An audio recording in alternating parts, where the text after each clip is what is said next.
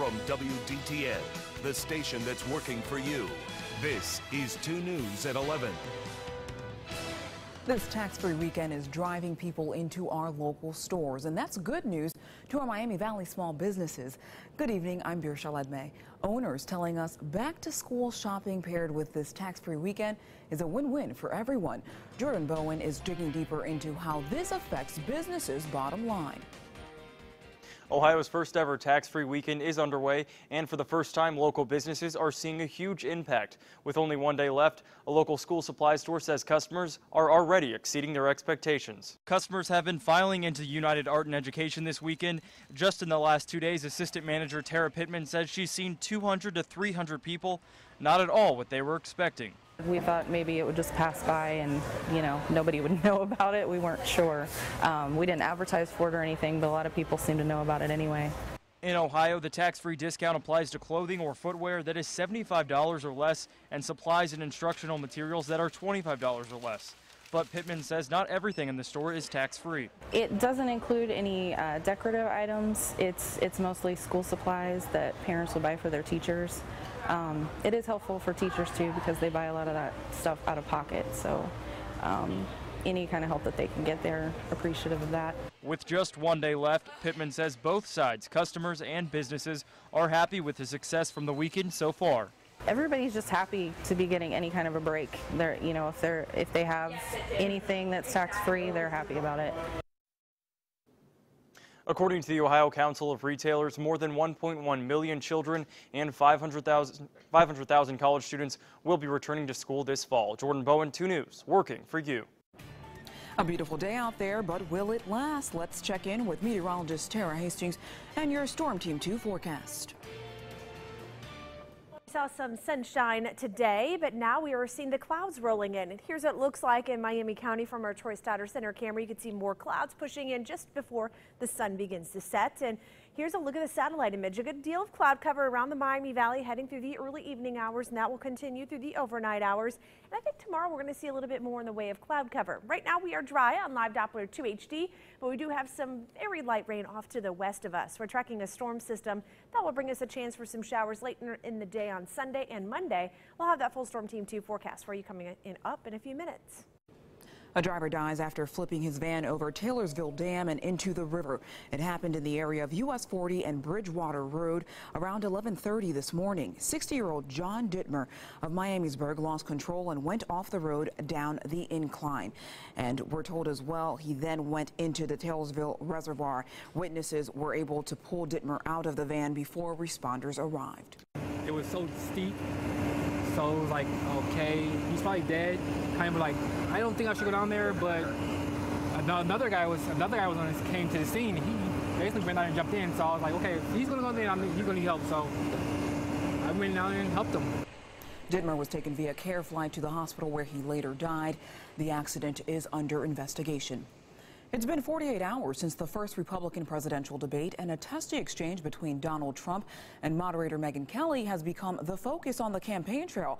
And because of that, one conservative group does not want Trump at the party. Kelly O'Donnell has more from Atlanta.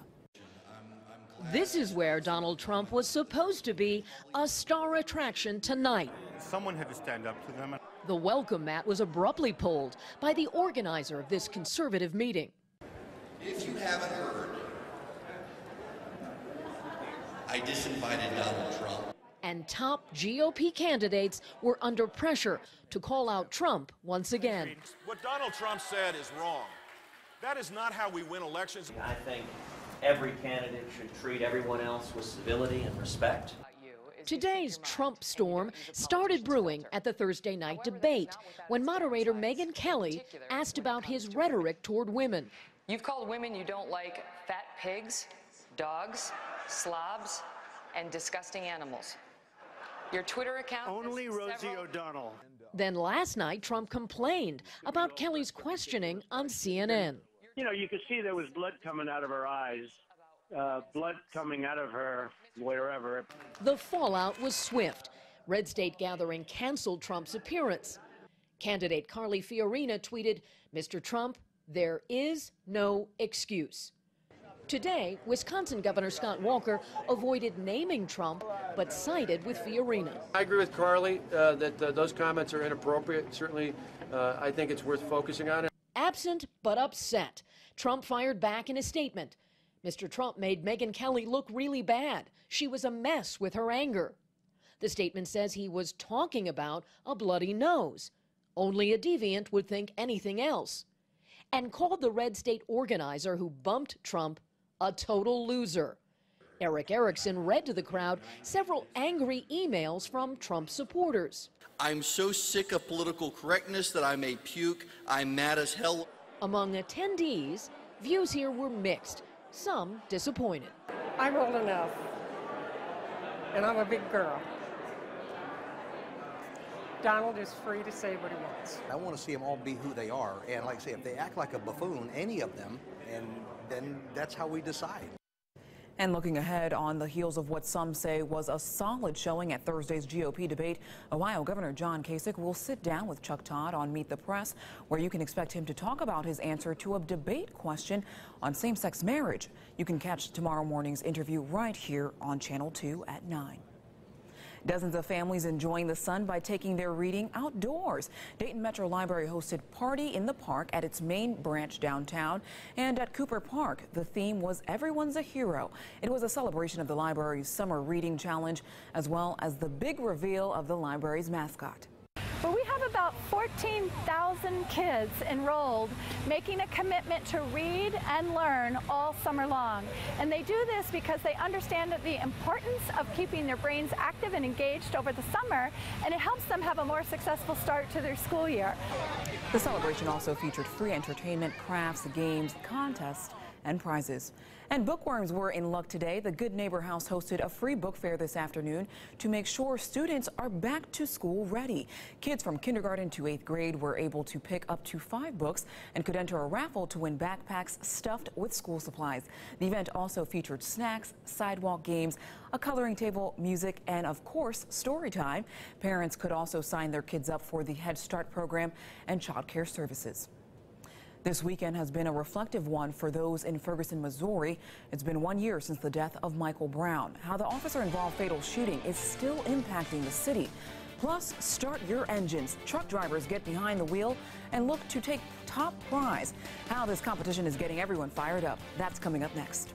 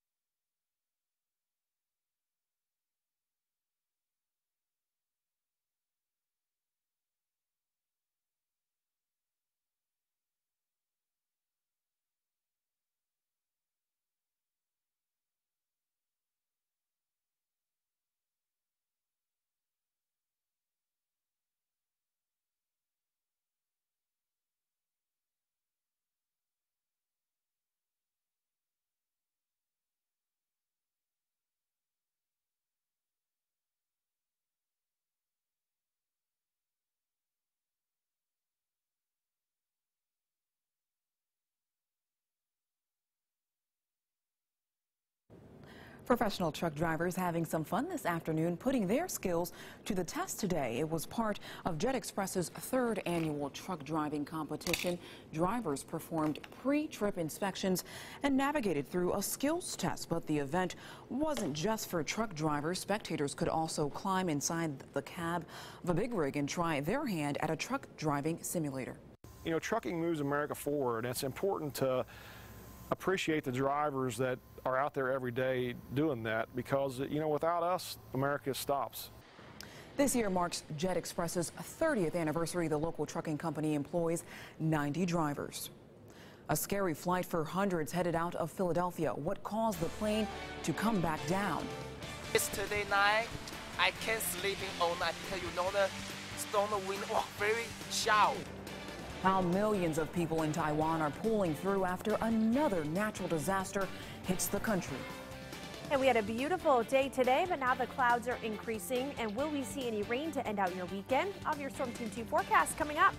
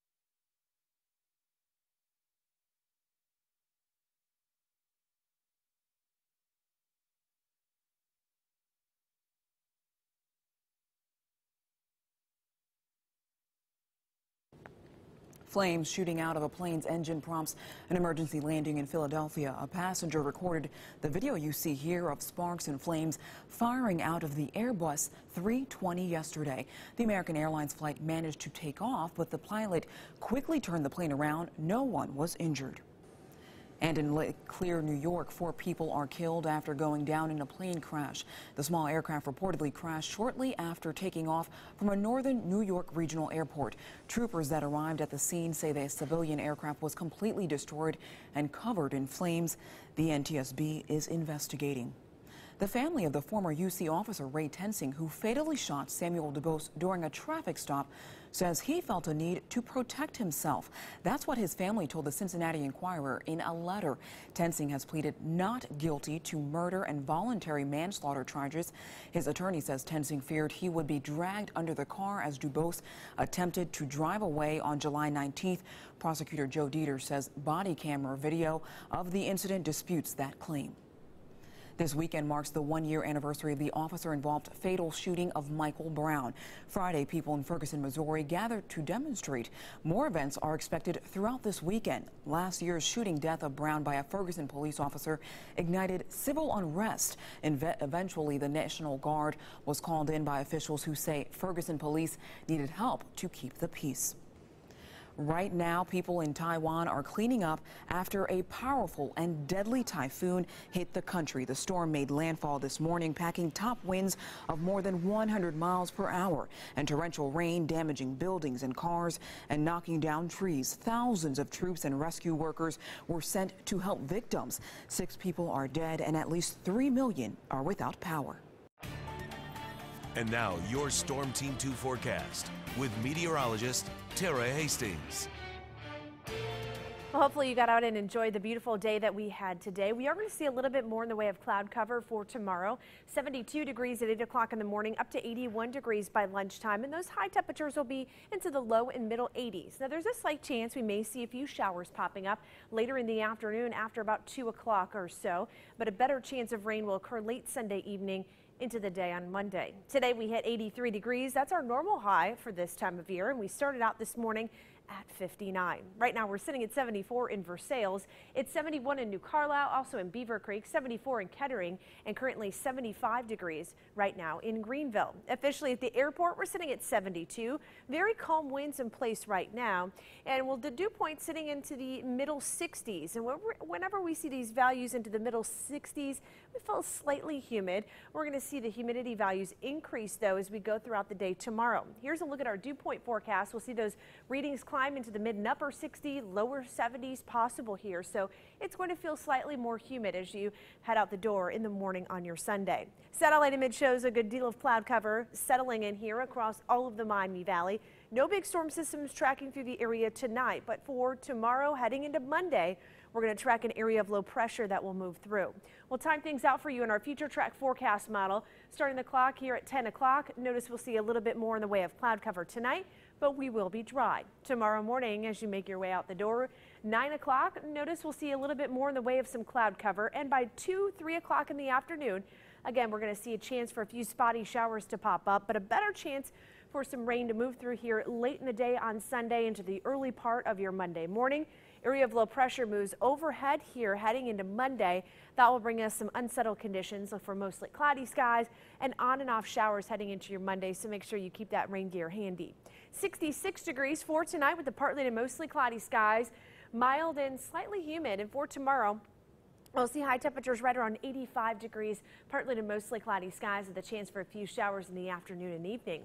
In your Storm Team 2 7-day forecast, up to about 84 degrees on Monday, mainly cloudy skies and a chance for some showers to roll through here. We'll see a few clouds early Tuesday and then seeing some sunshine heading into the afternoon with highs near 80, and then lots of sunshine for Wednesday and Thursday, but temperatures drop into the 70s. Our normal high for this time of year, about 83, will be below normal. And then it looks like dry conditions heading into the end of the week and next weekend. All right. You know, even with the possibility of rain tomorrow, we can't complain too much. We had a pretty good weekend, right? Yeah. Not bad at all. All sunshine. And Hutch, you're here, but our question for you is what happened with the black eye? Which player didn't like your report? A little too close to the action, I think. You know, baseball's in full swing, football's starting up, and yet tonight I have some basketball highlights. The 4th annual Legends game taking place at Dunbar High School. A regular jam fest. Stay tuned. 2 Sports is next.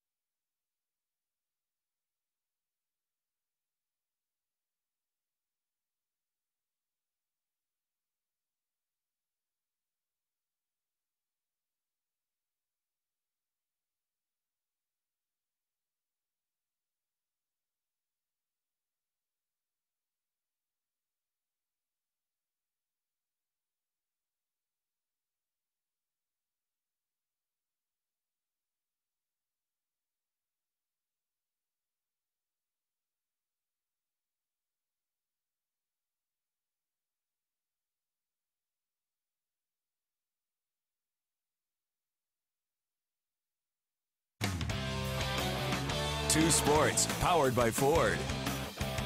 The Reds trying to put the brakes on a 3-game losing skid. Hey, Brian Price, he'd just be happy to see his team score some runs since he began tonight's game in Arizona with a 27-inning scoreless streak, the longest dry spell of its kind since April of 1989. The Diamondbacks honoring the big unit before the game. The Hall of Fame pitcher inducted into Cooperstown just last month. Rookie right-hander Kiva Sampson making his 3rd Major League appearance and 2nd career start. Here in the bottom of the 3rd, Sampson sets down slugger Paul Goldschmidt. The Reds down 1-0 in the 4th with Marlon Byrd aboard. Eugenio Suarez delivers a deep blast. The no-doubter to left snaps a 30-inning scoreless streak. Round tripper number 6 on the season for Suarez. More good times in the 5th with 2 outs. Brandon Phillips, he is going to take Robbie Ray deep. And this is home run number 8 for Phillips, RBI number 40. And that's where we stand. In the 8th at Chase Field, the Reds lead the Diamondbacks 3-1. Starter Kiva Sampson delivering 6 innings of 4-hit, 1-run baseball with 3 walks and 4 strikeouts. In Davenport, Iowa, the Dragons get shut out by the Quad Cities River Bandits 10-0. The road struggles continue for Dayton. The Dragons 1-4 on the current 6-game road trip. A special night up in Canton where the Pro Football Hall of Fame held its annual induction ceremony. An emotional evening with the posthumous enshrinement of Junior Seau. The talented linebacker took his own life in 2012. His family sued the NFL, claiming his death was due in part to the numerous hits he took over the course of his football career. Other players inducted tonight were receiver Tim Brown, defensive end Charlie Haley, running back Jerome Bettis, offensive guard Will Shields, and center Mick Tingelhoff. The class of 2015 also included general managers Bill Polian and Ron Wolf. The NFL preseason kicks off tomorrow night right here on Channel 2 and NBC. It'll be the Steelers and the Vikings in the annual Hall of Fame game. Coverage begins at 8 o'clock. High school football practices began last Saturday. 1 week in, and with contact now permitted, teams can begin scrimmaging over at Dunbar High School. The team held its 2nd annual blue and white game. A special presentation at halftime provided for both financial and a positive boost. Dr. Terry Glenn of the Greater Works Christian Center presented Coach Darren Powell and his team a check for $500. Bishop Glenn is a former Dunbar quarterback. I'm a product of the inner city Dayton Public School System, and I want everyone to know that there's a positive things that's going on in the city of Dayton. And if you love your city, you give back to your city. Even now, we're giving away book bags at 2141 Harshman Road in Riverside, Ohio. So we just want to be a blessing, give back to our community. And that's what we do. It's our assignment. This evening, former Dunbar basketball stars Daquan Cook and Norris Cole hosted the 4th annual Local Legends game, benefiting the school scholarship fund. Off the miss, it's former Wolverine and Cleveland State Viking Aaron Pogue scoring the basket. Later for Team Cole, not sure if there's a shot or pass. Regardless, former Wolverine and Dayton Flyer Josh Benson lays it up and in. Daquan Cook serving as player coach for his squad. Here you can follow the Rainbow for 3. Give the style points, though, to Team Cole. Check out this sweet alley-oop slam by Jaron Johnson. Dunk you very much. And now watch former Wolverine and Dayton Flyer Ryan Bass bring it coast to coast. Bass going to deliver the two-handed thunder. Bass putting on a show in his old gymnasium. Here from the corner, Bass going to deliver the triple try. Daquan Cook, though, he is going to light up the board with 45 points this evening as Team Cook defeats Team Cole 108-107. We remember where we come from. Me and Daquan, we had a lot of great years at Dunbar, winning state championships, graduating from school. You know, our families are still here, so, you know, it's fun. No, I think it's great that those guys always come back and do this for the community. So I agree. It's great to see charity and athletics come together. Yeah. All right, Jared, let's take a look at that weather. Well, tomorrow we are going to see a little bit more in the way of some humidity. It's going to be slightly more humid, up to 72 degrees by 8 o'clock in the morning. A partly to mostly cloudy sky, and a chance for a few showers to pop up later in the afternoon tomorrow. With those highs, I'll be in the low and middle 80s. A look at your Storm Team 2 7-day forecast. Area of low pressure moves in here on Monday. We'll see a chance for some showers, maybe a few rumbles of thunder. 84 degrees, and then some cloud cover early Tuesday. More sunshine later in the afternoon, and temperatures fall below normal into the 70s for Wednesday and Thursday. Perfect August days, I think. But you know what, Tara? All the high school coaches telling me it's too cool for two-a-days. I can't please everyone, I guess, right? What are you going to do? Well, thanks for watching 2 News at 11. Remember, for complete coverage of breaking news and weather here in the Miami Valley, log on day or night to WDTN.com, where we are always working for you. You can also follow us on Twitter, YouTube, and Facebook. Have a great night.